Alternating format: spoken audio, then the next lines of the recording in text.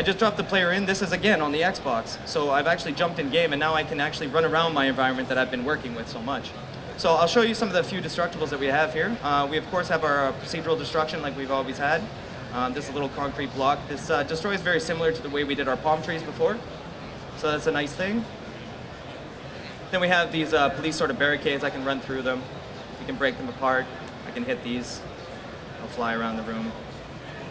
We have other destructibles that could have like a core inside them, so that there would be some sort of cover remaining, so you would get some nice effects coming around your player. Then we have some other destructibles that don't have a core. So we got stuff like this.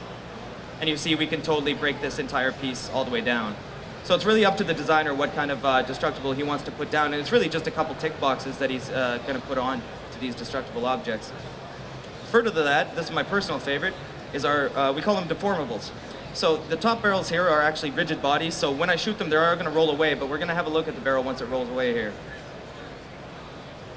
So have a look.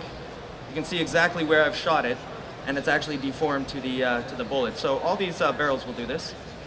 So I'll just take a few of these off the top there.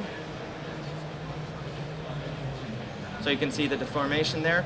Now these ones on the bottom aren't rigid bodies, so they're not going to roll away on me. I can just sit there and unload on them, and they're just going to deform inside.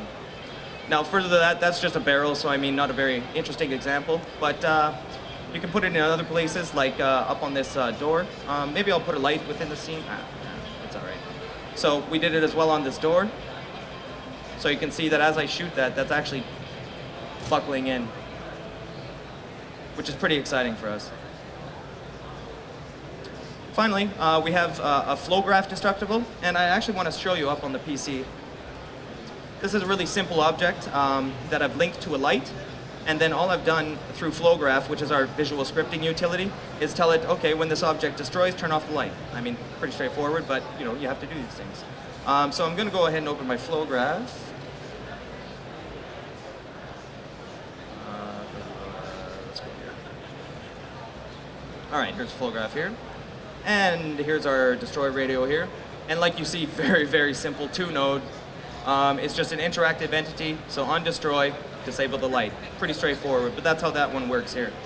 So you can see it's a physicalized object, so I can shoot it over, but I can also destroy it. It's got a little light on it, then once I destroy it, light turns off. And again, simple example, but very real applications in a lot of things. So.